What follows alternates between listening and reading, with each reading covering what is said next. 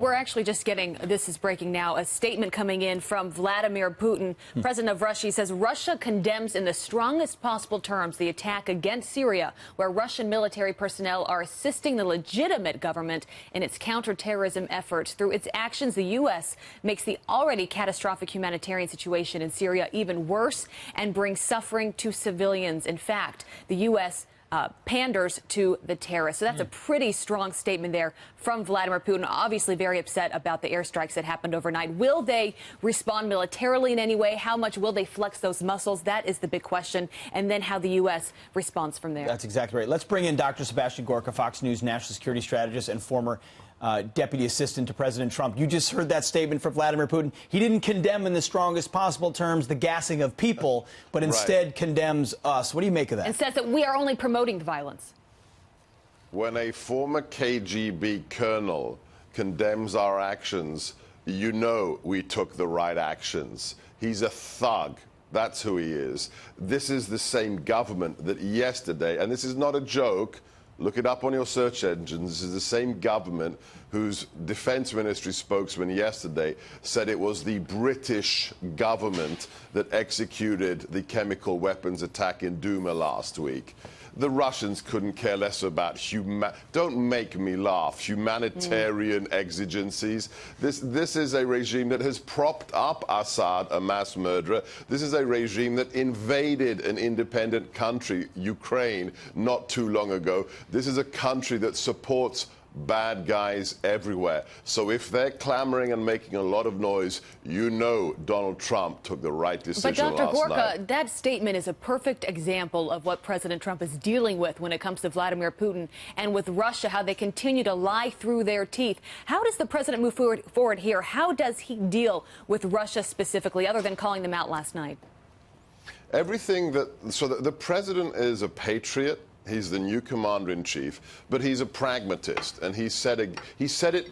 The week he became president or won the election, he gave a press conference in Trump Tower where he said, "In theory, I'd like us to have better relations with Russia. Why? It's a nuclear power. It's got 11 time zones. It's on the UN National Security Council. So it makes sense to have decent relationships with Russia." But even back then, a year and a half ago, he said, if that's not possible, so be it. If they continue to do things that are against international norms, if they exploit and exacerbate unstable conditions around the world, then we can't cooperate with them. And last night we sent a very clear message, and Pete was right. When they didn't respond, when they stayed quiet, you know that they got the message that it is not business as usual, and they can no longer get away with murder like they have in the past. So, Dr. Gorka, aside from Russia, the message also being sent to Iran and even North Korea. Absolutely, Griff. Absolutely. Last night was about our response morally to the atrocious weapons that are chemical weapons, but also, more importantly, it's a message to anybody who supports this kind of regime and also may be thinking, like North Korea, may be thinking about their own potential use of weapons of mass destruction. So on all counts, morally, when it comes to our national security, that these weapons should not be used against our people, our citizens, and when it comes to other nations who need to be read the Riot Act, yesterday's intervention served all of those purposes at the same time. Dr. Gorka, you hate to get political in moments like this, but of course the haters of this president immediately do so, saying he doesn't have the ability or right to strike, he doesn't have a plan. What do you say to their sudden constitutional arguments that this is not an action he could have or should have taken as commander-in-chief?